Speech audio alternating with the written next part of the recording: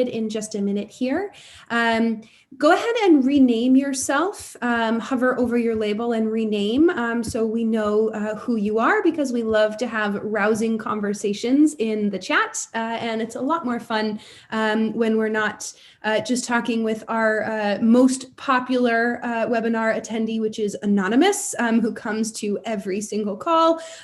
So a lot better when we know that it's you. If you want to turn your video on too, we will take it. We love seeing your faces, but Zoom fatigue is real, and we understand if that's not what you're in the mood for today. Quick heads up, this is definitely going to be an interactive call. Greg and Eric are wonderfully fun to chat to, and we will be asking you to share your ideas in the chat, as well as asking if you would like to volunteer to speak live on the call. So definitely prepare for that, and that will be upcoming. We are super lucky today to have two guests of honor, both Greg and Eric, which means that we are going to get to learn live from their presentation. And they're also going to be in the chat hanging out with all of you. So if you've got a question, you can definitely shoot that over to Greg. We'll be manning the chat to kind of really extend that learning and answer some kind of more detailed questions for you. So without further ado, we will jump right into it. Eric, if you can advance to the next slide for me, that would be great. Thank you very much. So nice to see you all here. I see some familiar names in the attendees already. So welcome back to folks who have hung out with us before in these conversations. I'm Georgina Donahue. I am the Director of Community for the Pragmatic Alumni Community. And if you're an alum, you know that the PAC for short is where we hang out to really dig through real world use cases of pragmatic training and really just how to be the best product manager, product marketing manager that you can be. So really hands-on, really tactical and actionable, peers helping peers, and really just creating a partnership for your extended learning journey. So I'm delighted to have Eric Bond and Greg Wolf here with us today. They are partners in crime when it comes to strategic marketing initiatives, and they're also co-principals at a Colorado-based marketing agency called Astound. I'm especially excited to have them because they're PAC ambassadors, which means that they have a special role in the community as thought leaders. And we've partnered with them to share their really hands-on, really tactical expertise with PAC members directly in the discussions that we have there. So really, really happy to kind of bring their knowledge to all of you today, because I know that it is fantastic. So today we're really here to show you how you can take the tools and the insights that product marketing managers really have at their fingertips and translate them into powerful marketing messages that resonate with your market. Because we all know that market problems and the perspective of your user and your buyer and your customer is the most important perspective, but it's so easy to forget and find ourselves kind of creeping into bad habits. So without further ado, I will turn it right over to the experts, Greg and Eric, to share a little bit more about themselves. Cool. Well, thanks so much, Georgina. We're super excited to be here. And we love the PAC.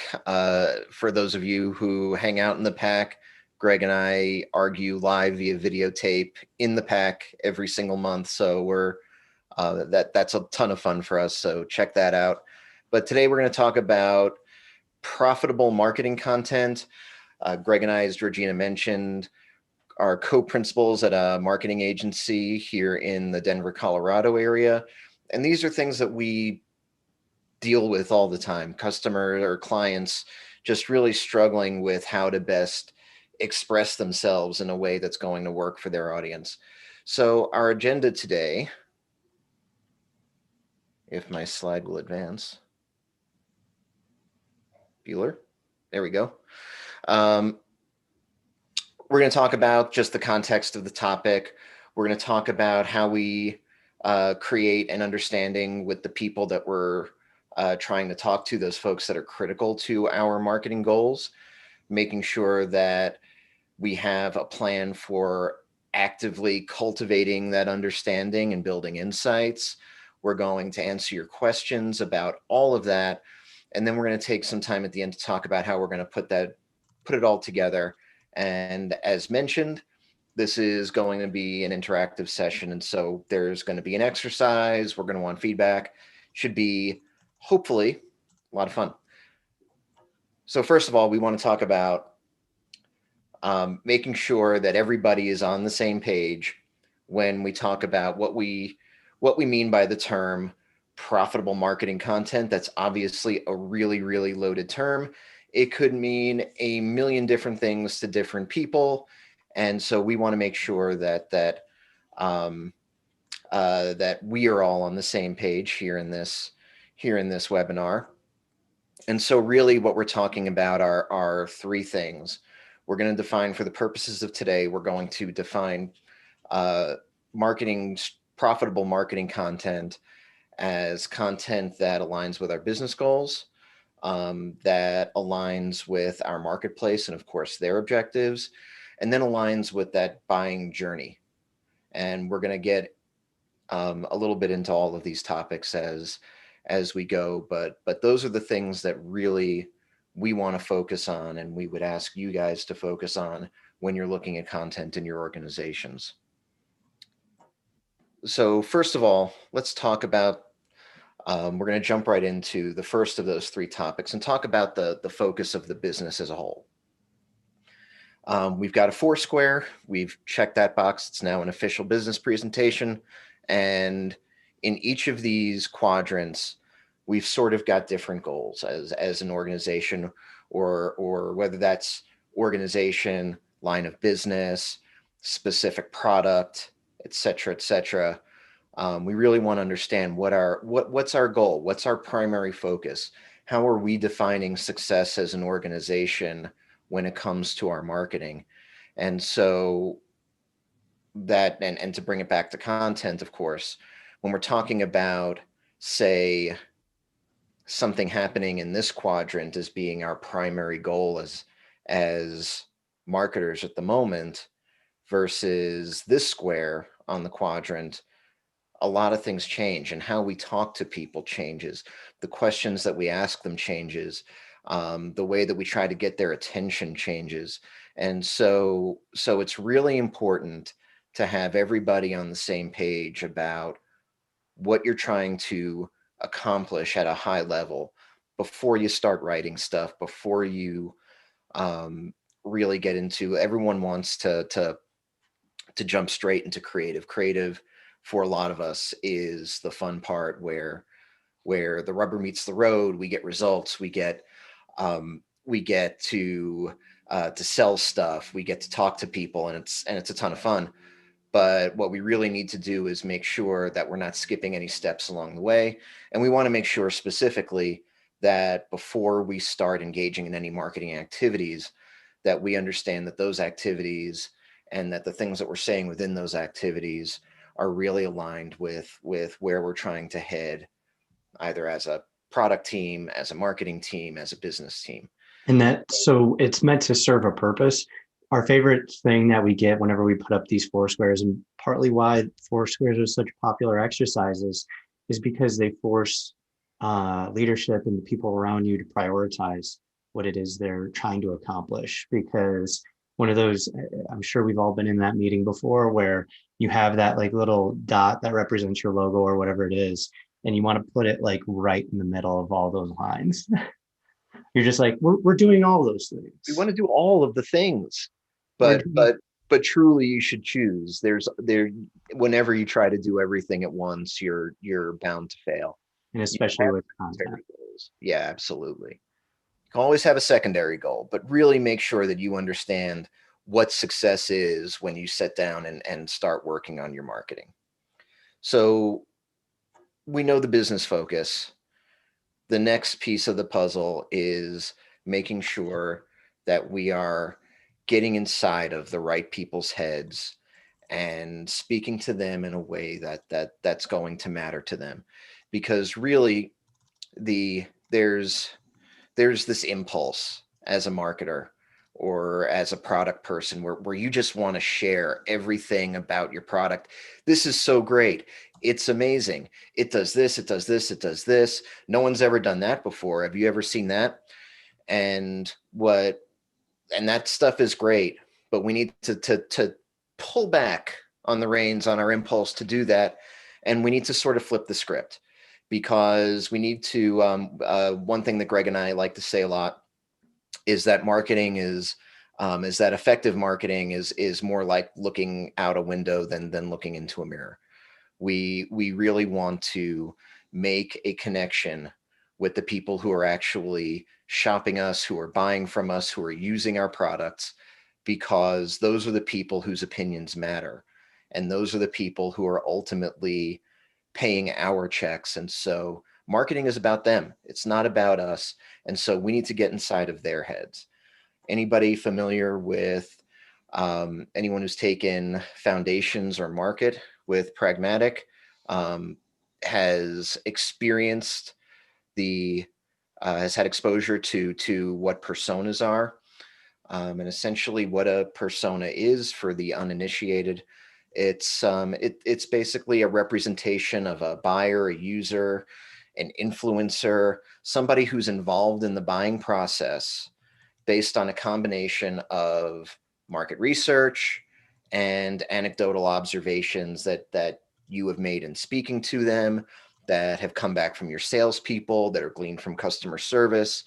And essentially what creating a persona does, and I liken them to, it's a sheet of paper, but it's sort of like a baseball card.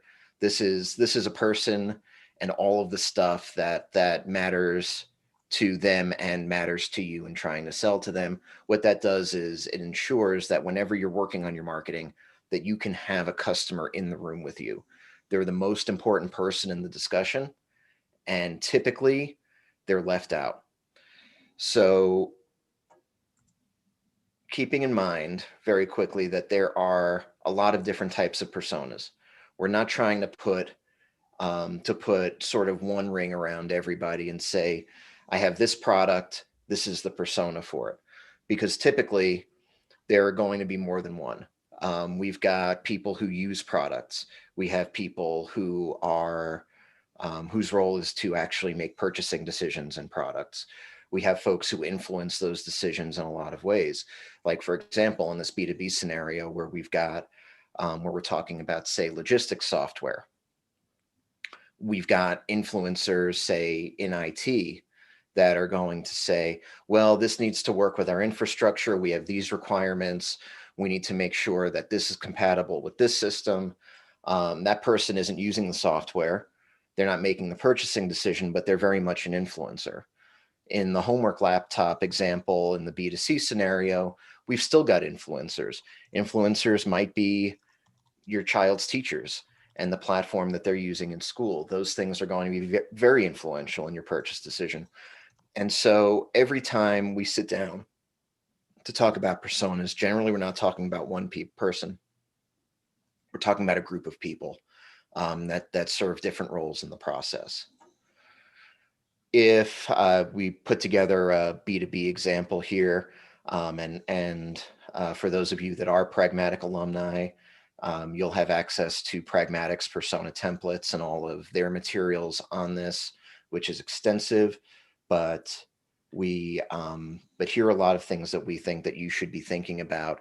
And this is a B2B example. You can do this for B2C or any other type of organization, but really diving into what makes this person tick, what their goals are, what their pain points are, why they might go in a different direction.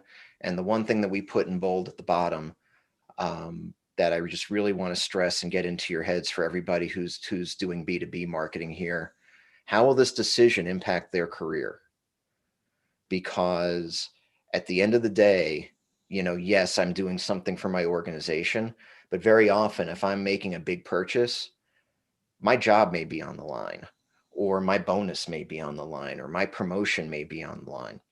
And so understanding what this purchase means to the person that you're dealing with personally, and how it's going to potentially enrich or impoverish them, that's really critically important. So be sure to be thinking about that. And as marketers, one of our primary roles that is unique to us is that we get to put this person in the room when business decisions are being made.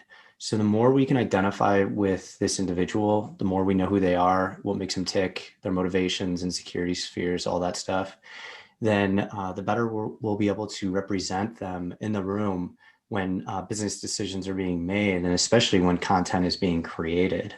Because then it becomes a very easy practice to ask, do you see this resonating with this individual? Is the thing that you're saying more about how you view it, or is it more how this person views it? One of the hardest things, and now we go into the exercise itself, is what would these individuals say about you, your brand, your line of business, whatever it happens to be that you manage and are in charge of? What would they say at your funeral? If your product or service were to go away tomorrow, what would be missed? What would people say? So we're going to do an exercise, and that was a great segue. What I'd like you to do, if you have a piece of paper handy, just take a piece of paper, fold it in thirds, or draw lines to make yourself 3 columns. And we're going to take a minute on each of these. But the first column, and I'm going to start the clock now. If, as Greg said, if your product or your company, whatever the relevant unit is, if that were to cease to exist and you were at the front of the room giving that eulogy at the funeral, what's the thing that you would miss most if your product ceased to exist? And we're going to take a minute, write down your thoughts. If anybody's got any good ones, pop them in the chat, and we'll be at the end we'll take we'll probably take some feedback and volunteers, but time is ticking. We have a clock going.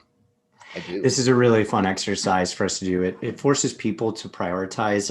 One of the things that came up in chat was from, is it Yuval?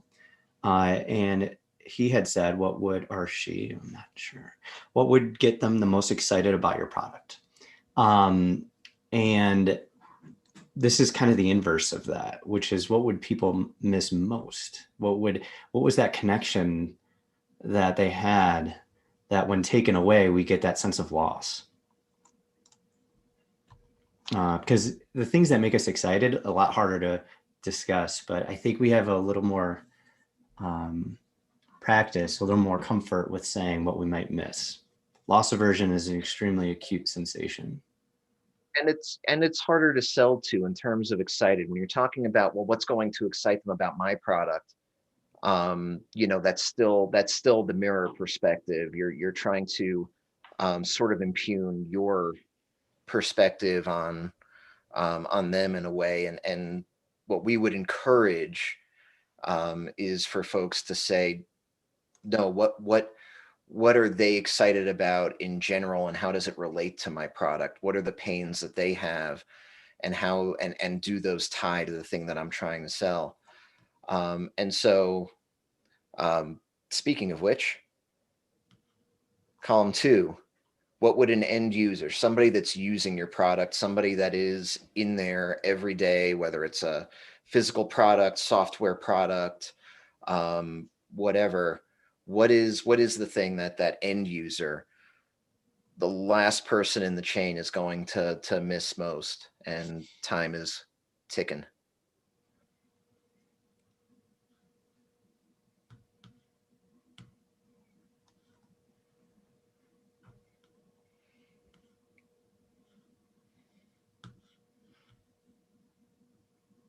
Are we having fun yet? I'm having fun. I like it. I'm having fun. Quick question in the chat here for both of you guys is there a difference between answering these questions for B2B versus B2C products? This is my favorite thing. Eric and I get this a lot.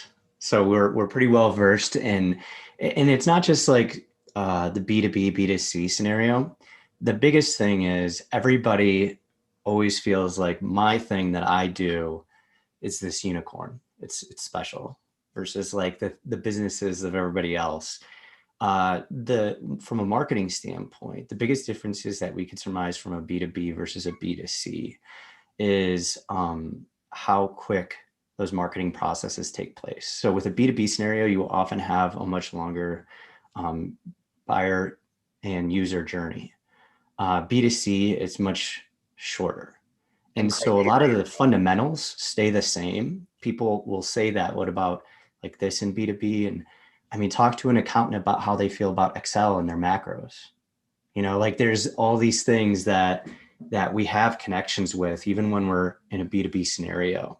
And I think a lot of times in B2B, we have this tendency to say that's consumer facing, like the emotional stuff, the things that people feel and are nice, like that's more B2C.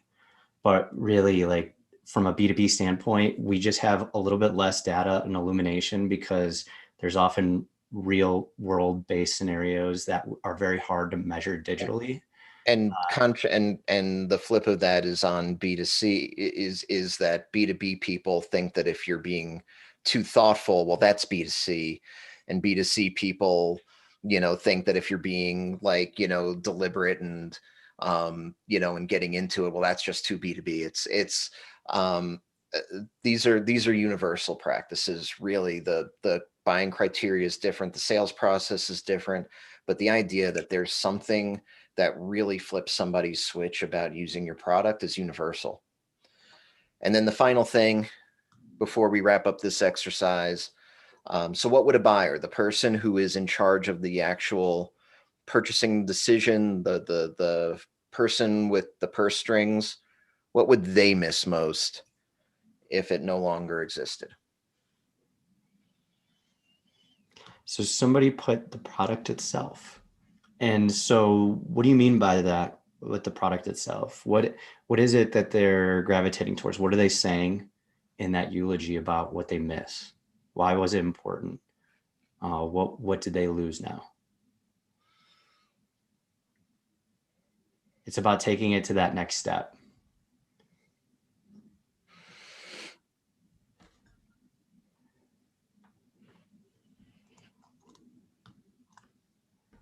The comfort and ease of use will be missed.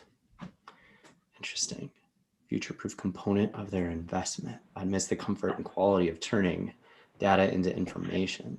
A lot of these are very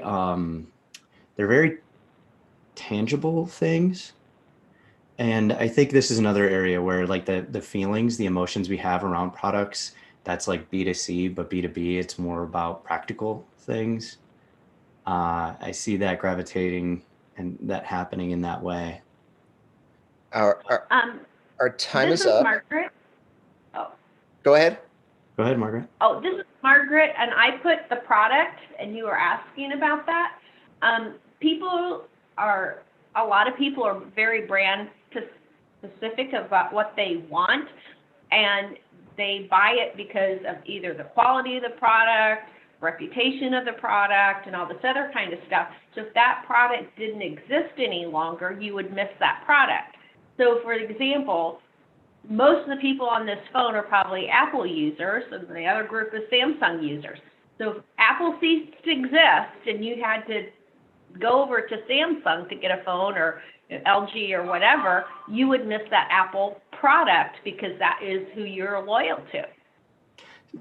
So let's put this into context of a funeral. So I think that would be like saying, I miss this person. But you have more to say at a eulogy. It's like, why do you miss this person? Right. What is it about this person that you're missing? And so with what you're describing, as we have that, Eric's always wrong in our show together. I don't know if you guys have seen it. But he is an Android user. I am an iPhone user. So we have the perfect dichotomy among us today. I personally, I know there's a lot of feature-rich elements of Android, but I would personally miss the the feeling of control that I have over my iPhone, that I would feel a sense of loss of control in going into an Android environment. I would miss, and I was thinking about this the other day because I'm in the middle of changing phone plans, but the thing that I realized that I would miss is something that I wasn't even expecting. The thing that I would miss if I was no longer on a Samsung device, the thing that I would miss most is Samsung Pay, because I tap to pay all the time, and Samsung works on more credit card readers than anybody else. And so that's one where I was like, man, if that was me, I would miss Samsung. But just really quick, if we can get a couple of reactions from folks, did you learn anything from doing this? And you can Anybody? answer in the stream. I would also miss the blue bubble of iMessage and the FaceTime. I know people who say that, and they get upset when the color changes, when it's, what was it, green if it's no good or blue if it's good. Because you can't react with your emojis to it. It makes Yeah, it so no, that I I have get. to like respond. Otherwise, you get it in parentheses. But did anybody learn anything from doing this exercise?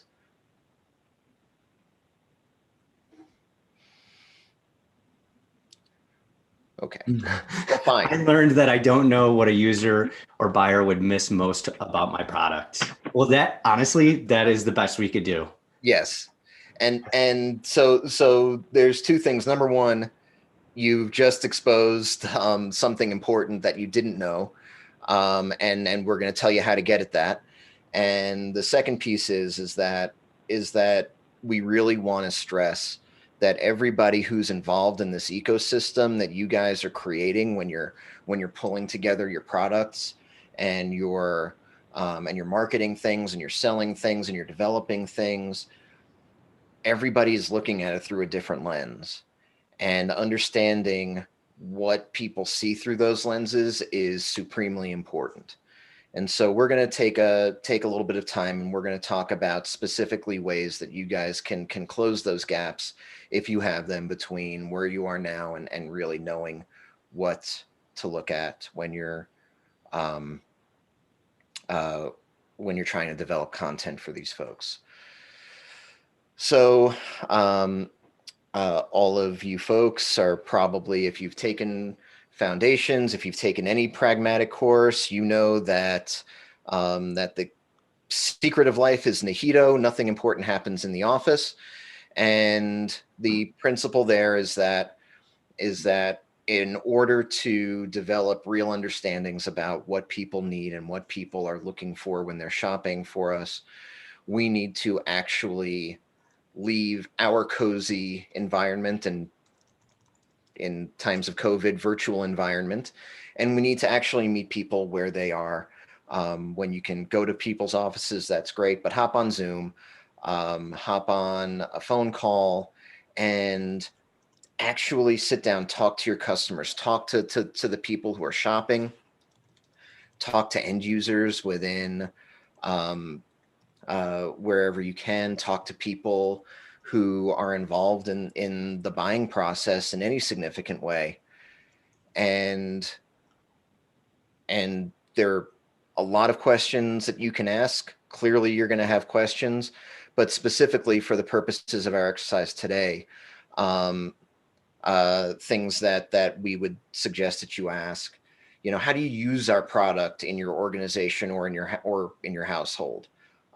Do the eulogy exercise with them. It's not just for you. It can be something that you use in just regular conversations. You know, what would you miss most if we could no longer serve you? When you talk to other people within your household or within your organization and you're talking about our product, what are the things that you say to them? What are the things that you talk about? And do you think that those are common elements between that there's a commonality between how people talk to you about it as you would talk to them? And really get a lot of perspectives and jot down the things that they say. I would also recommend, especially if it's Zoom or something easy, record the phone calls, because that's a really easy thing to do. And you're going to get just so much good stuff out of that. And you're going to find that people actually say words that you want to use directly in your marketing. I'm going to flip it over to Greg now, and we're going to talk about another way to gather insights, which is by way of search engine optimization and website analytics.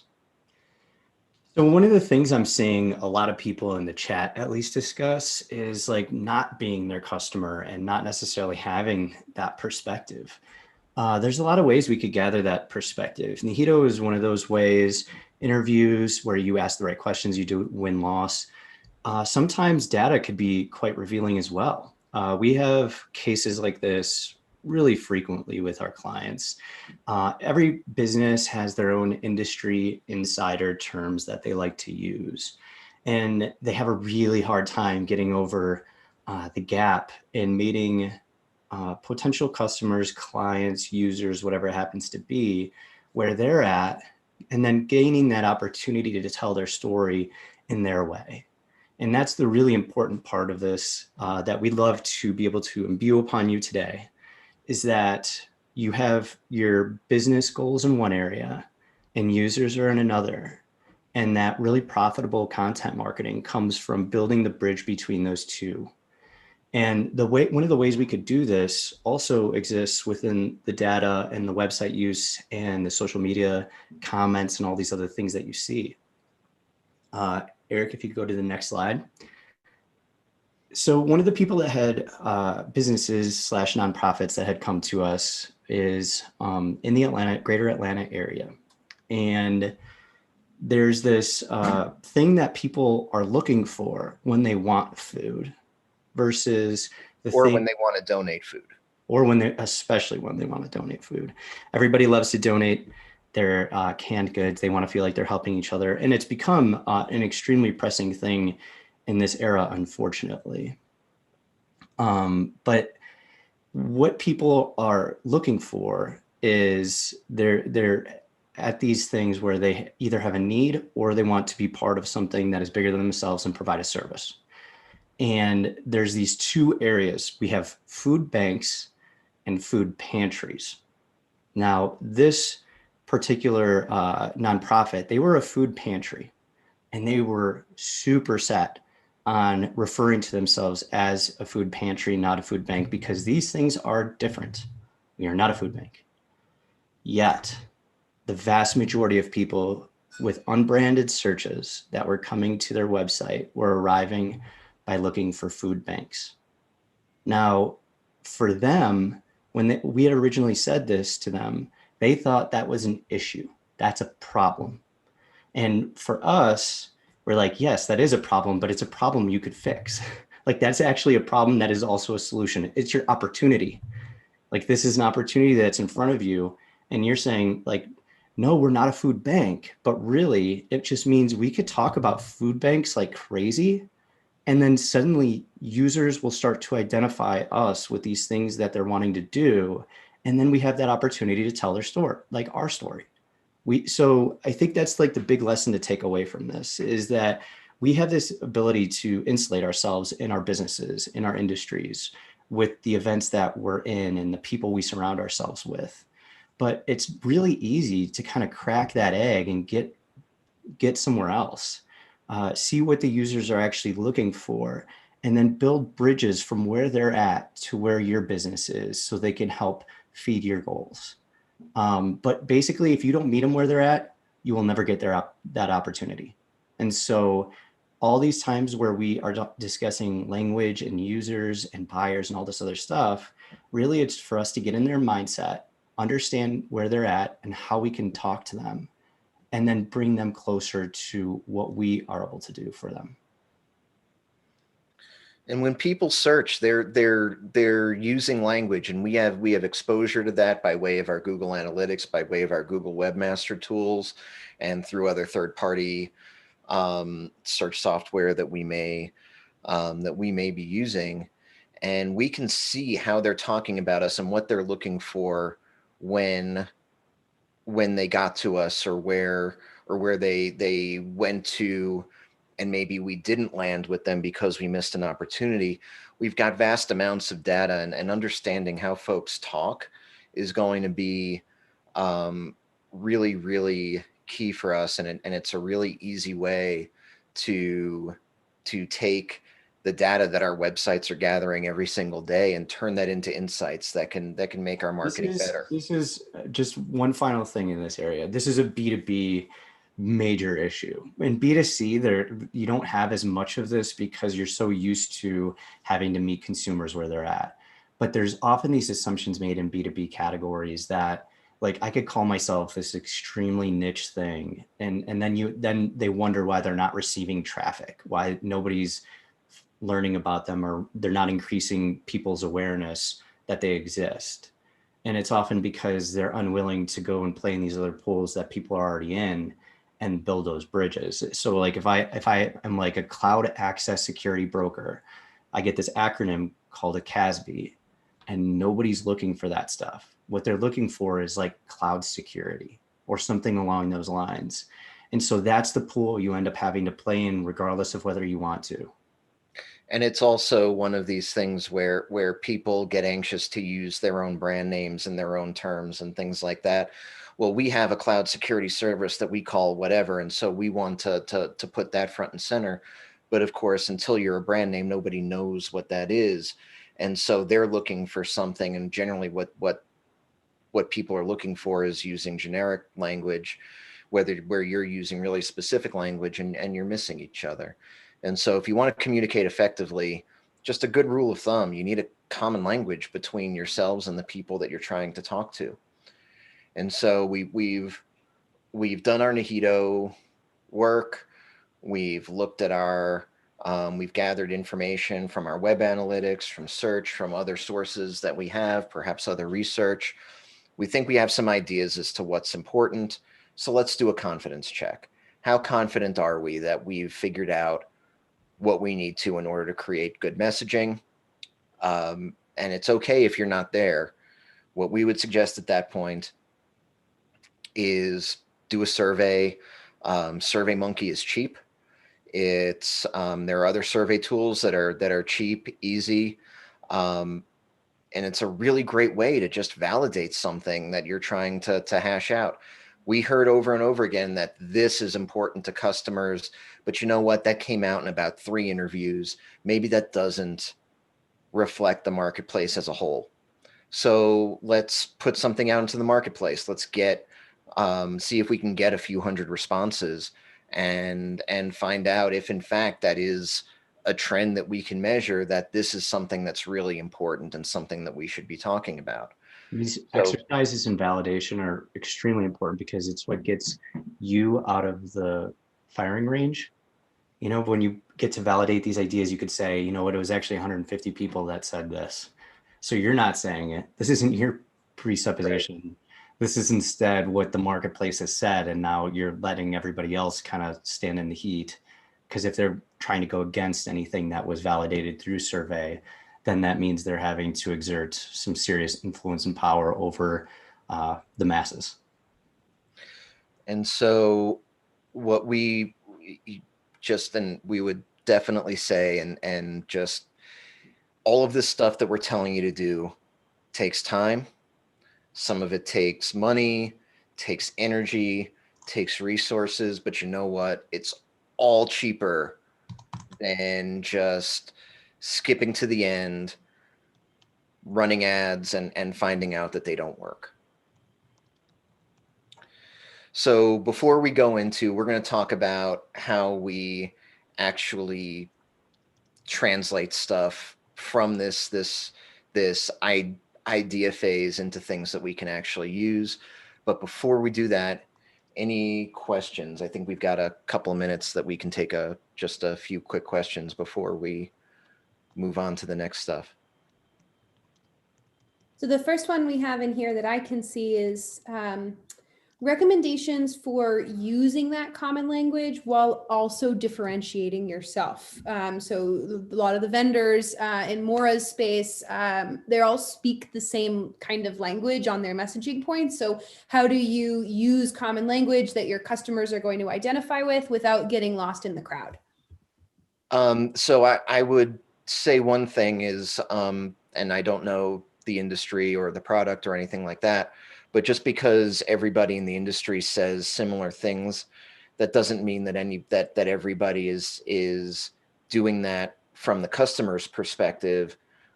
Even just taking that market focused approach could be the differentiation.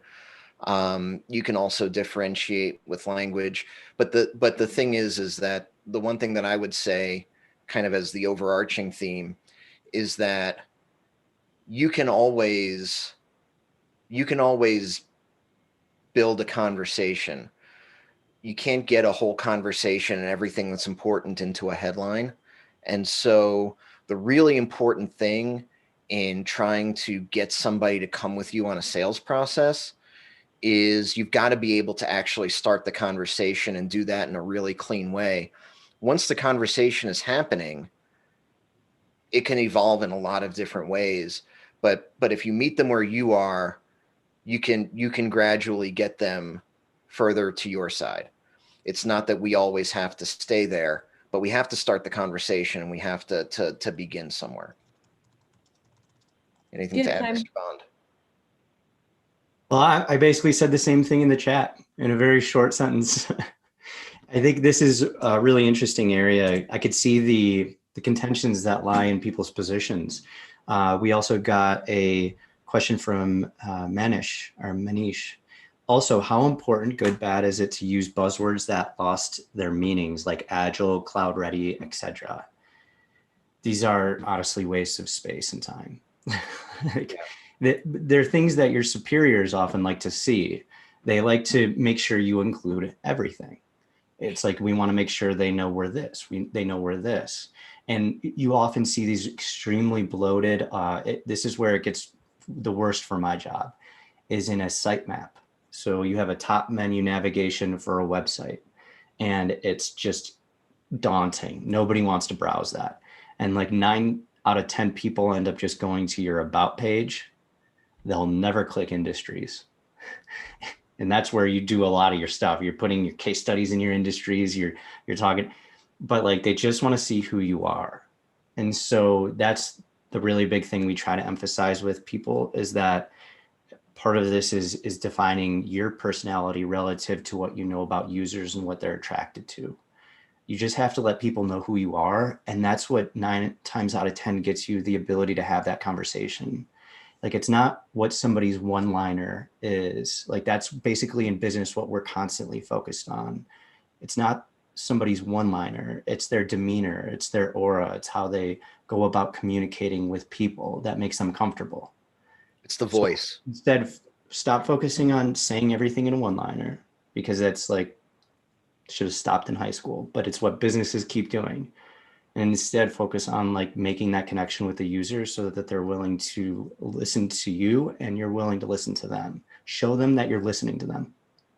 That's all I got. Do we have time for one more?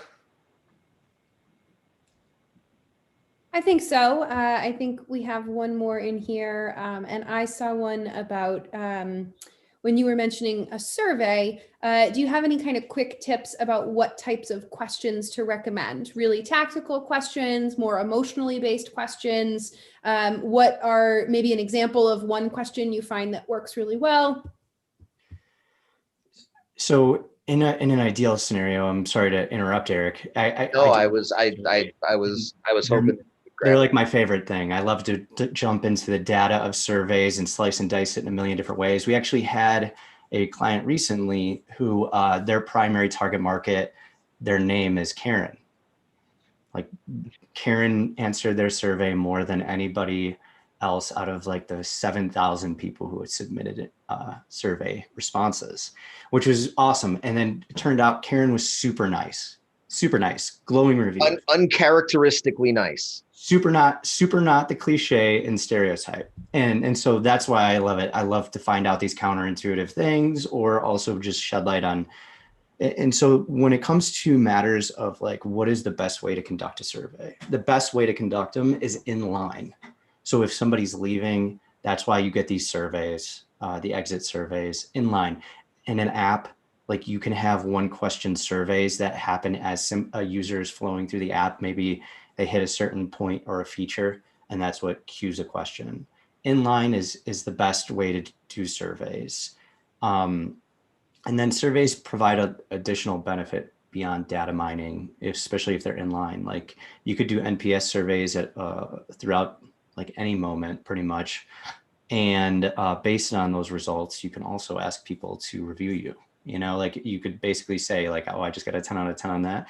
Hey, how about you connect with us on Facebook and Google reviews and write something. So there's this added benefit beyond just your data mining.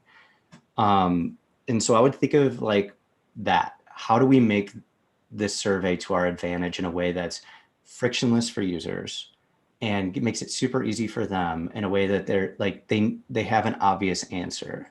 That's the best way to go about it. The rest of the stuff should be done in interviews where you're trying to figure out like what is or isn't obvious. And then the survey is meant for validation. So keep those two things. Like if you have something that's ambiguous, interview around it until you have like a clear idea of what you want to ask. And when you're looking at doing a survey and you're trying to validate the idea that X is really important to our customer, throw that specifically in a question. Is would you say that this is the most important thing or a critically important thing when you're shopping? Here are 5 things that we found are important to folks. Rank them. Rank choice questions can be very valuable when you use them well. And it's just a thing where literally if there's something that you want to know, and it can be, and it's easier to, and it's something that's measurable, just put it out in a survey. It's a really easy thing to do.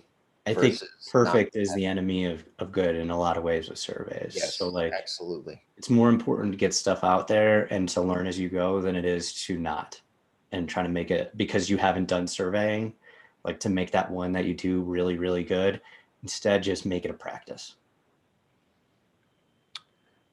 So moving forward, here's a tool that we have created, and all of the tools and things wasn't mentioned, but everybody who signed up for this is going to get an email afterwards with a download of all of the tools and templates that we went through. So don't feel compelled like, oh, I got to take a screenshot or whatever right this second. You'll get a copy of this, but essentially this is a tool that we use for organizing messages so that we have broken out exactly what we're trying to say to who. And so in the first column, write down the persona that you're addressing. Perhaps it's Karen. In the second, we have what we call the main theme. And the main theme is essentially that thing that we found in our research that really makes them tick. Their number one problem, their number one pain, their number one need. Perhaps it's that thing that you know, what would you miss most? What would Karen miss most if our service ceased to be tomorrow?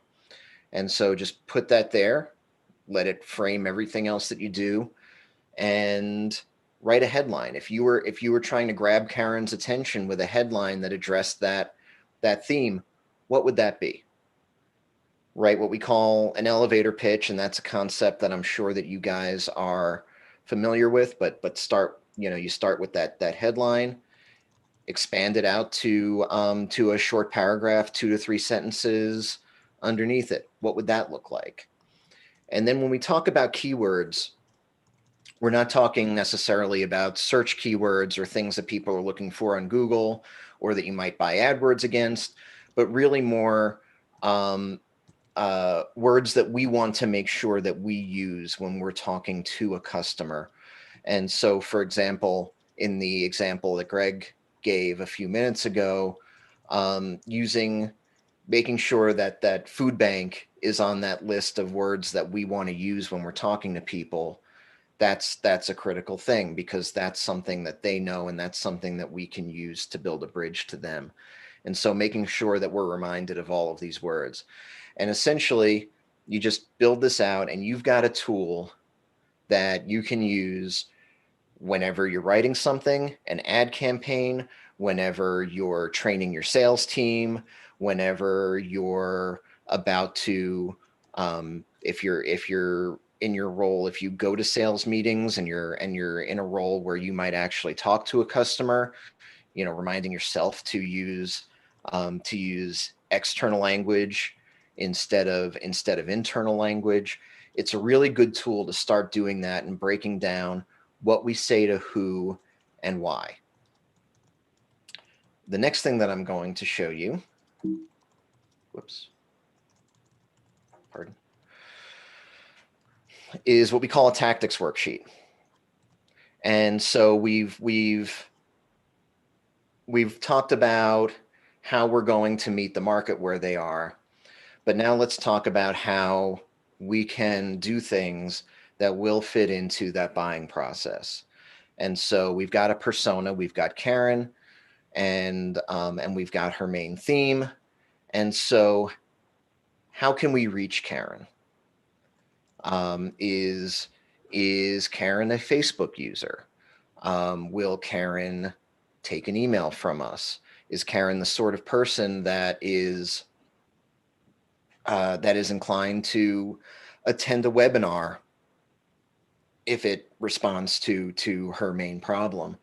And in terms of delivering those things, what are the pieces that we're missing?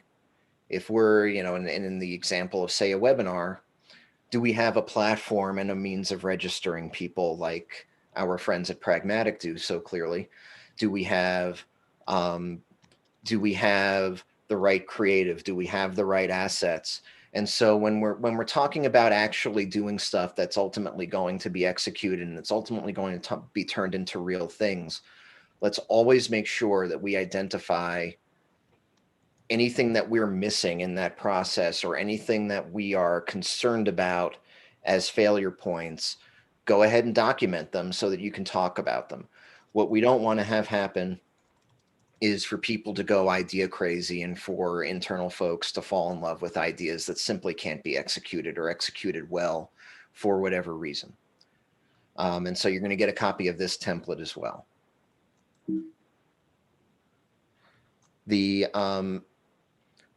And then what we would suggest is the way that this all sort of comes together is, you take your persona, you take their main theme, and in this case we've got a CFO, and the thing that makes her tick right now is that she really wants to go paperless. And so great. Joe, the CFO, wants to be paperless. She's got this need. And so let's build a campaign around that need, and let's build tools that interface with her at the right points in the sales process. And let's build a plan around that. Let's not talk to everybody at once. Let's not try to be everything to everybody. Let's look at that person that is using our product or that is buying our product, and let's make sure that we're taking what they need, putting it right smack in the middle of everything that we're doing, and building the campaign around it with the right media and the right messages. And if we've done our work at the start of this, we've started this process at an advantage, because we already know what's more likely. We don't have to throw a dart at the wall and see if it sticks. We know what's important to this person, and so we can tailor our messages around that and start further ahead in the process. And speaking of, I just went through this process with a business. I have my own case. I was the user just recently. I did a refi and my mortgage was transferred to Mr. Cooper, a mortgage company I had never heard of. They have a nice app, decent interface. I got an email, a piece of direct mail. I had when I signed on to my account and created my account in the dashboard, and it had a landing page all around the paperless element that it had a very clickable button and told me why it was important, how it helped. And then basically clicking it gave you that like terms and conditions. And then that was it. That turned it off. It was like in line. And I think that's the big thing that is different with a lot of marketing and businesses. It's often tacked on. And so you have all the other things that the business cares about happen. And then the marketing is just added into the mix later after the fact. And so I think the way, if we were to have any arguments around how content is supposed to build the best bridges, it does it in a seamless, very user-centric way. For the record, if we were to have any arguments, I would win. But but what should we do first? And Greg, I'll let you give your answer too. But the thing that I would do first, if I'm looking at creating content for folks that are either using a product or service or buying a product or service, the thing that I would start with is trying to figure out what those main themes are, figuring out, validating those, taking the ideas that I have as to what's most important, validating with the market, doing my Nahito calls, doing a survey if I need one, but really figuring out what those main themes are, because everything else is going to basically grow out of that like branches from a tree. And it's the way you get buy-in. I mean, I agree with that. You have to start with the research, the areas that you can support and make objective, and then like informing everybody. The one thing that we do as an agency and that every marketer really is responsible for, that I think is kind of not thought about much, is how important it is to market to our own coworkers. And the best way to do that is by educating them. But you have to provide really good tools to support your education. And 9 times out of 10, when everybody's working with the same set of information, they'll have a lot more agreement. I think a lot of times people avoid going down these roads because they anticipate the conflict and disagreements that might come from it. And really, you have to give people the opportunity to do the right things and to make the right decisions. And the way you could do that is by empowering them with the best sets of information you can possibly build. So I know that we're running out of time. These are our actual working email addresses. Please, you are free to use them, but no spam, please. Use them wisely, or we'll take your privileges away. And then the other thing, I already mentioned, we're going to be, Georgina and the folks at Pragmatic are going to be getting you guys a PDF with a few of the things that we went through today, so you can use them in your own businesses. We also have, if you're looking to figure out sort of what your process really looks like for marketing and where your gaps are, we've got this free and easy tool on our website. It's just astound.com, ESTOUND.com/diagnostic. And you're going to get a whole report breaking down the different stages of the process and where you're falling short and what you can be doing better. So please feel free to check that out as well. And it's 12:28. We're right under the wire. Turn the floor back over. Thank you.